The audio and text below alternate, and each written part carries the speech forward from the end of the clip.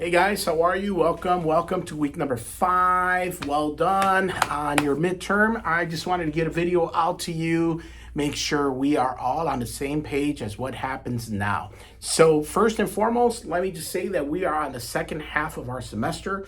I'm extremely proud of the work that you guys have been putting in this class during the summer and crazy life getting involved. So well done so far. So we are finally in week number 5, and I apologize. I got that booster yesterday on the COVID, and my arm is so sore today. So I apologize. I'm kind of self-soothing here and kind of massaging my arm while we speak. I just noticed it when I saw it. But either way, here's where we're at, guys. Last week, of course, we had our midterm. You guys had the midterm, and then the discussion was really a check-in. It wasn't a graded discussion, so no need to worry if you missed that. It's simple. It was a pretty simple process, but I wanted to make sure that I gave you a video explaining to you what the midterm was like. But this week we are entering the second half of our semester, so the first half is gone, over with. We don't have to ever worry about it. This week we talk about organizational and managerial issues in chapter 9.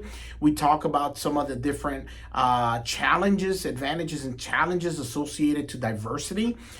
So this is an interesting chapter because literally I get hired to go into companies to teach on diversity.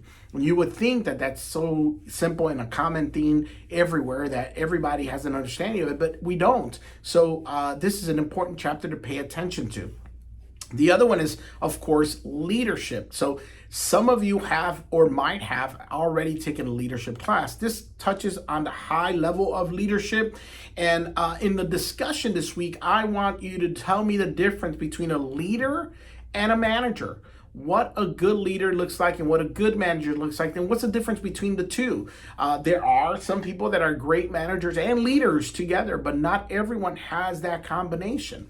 So I want you to find those unique differences and tell me about it, or find someone in your life that represented a good leader, and find someone in a good life that represented a good manager, and tell me how you would want to be a good leader or manager.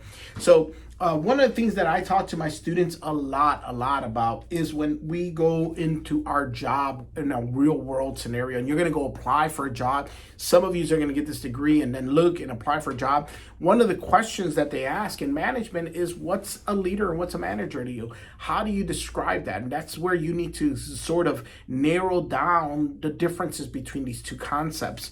The other thing I also like is for you to start thinking of who your references are going to be. Like, put together a list for the future already that are people with reputable positions and impressive positions, so that when you go apply for a job, you're not just telling your cousin Joey to be your reference. You're telling someone of large community value. So I encourage you to start basing that up.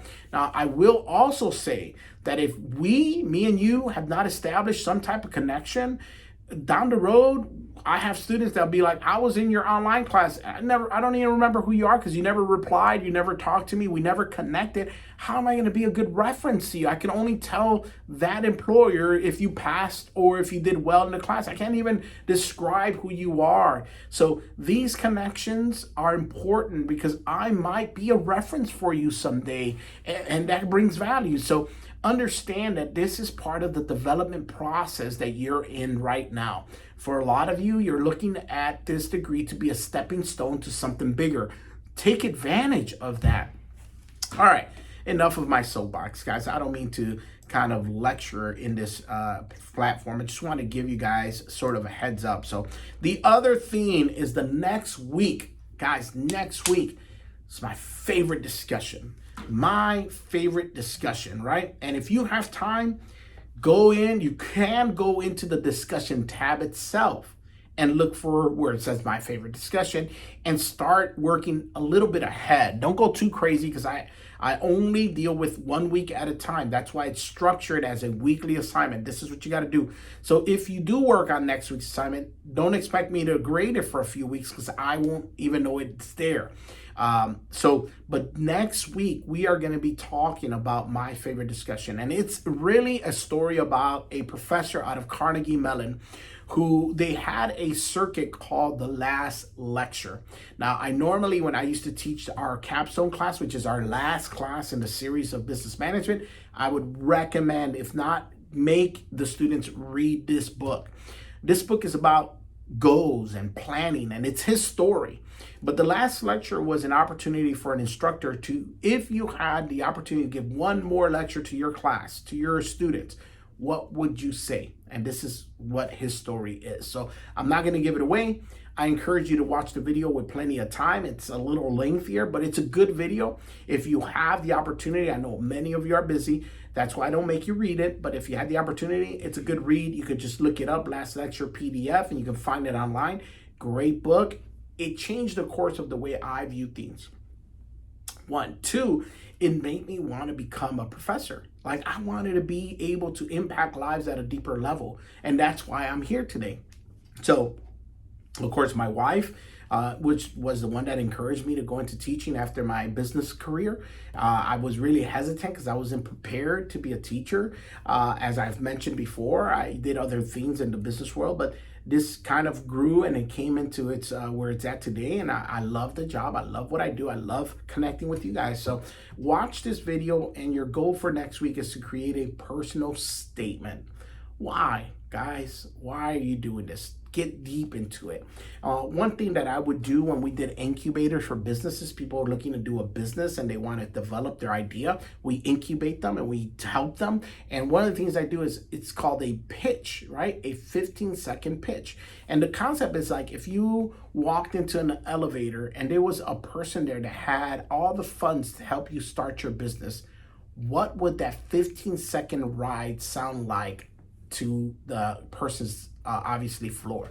So if you're in an elevator and I had 15 seconds to tell you my idea, my pitch, what would it be? So 15 seconds is a short period of time, but you have all the time in the world. Tell me what your pitch is. Why? What's your personal statement? What's your short-term, long-term goal?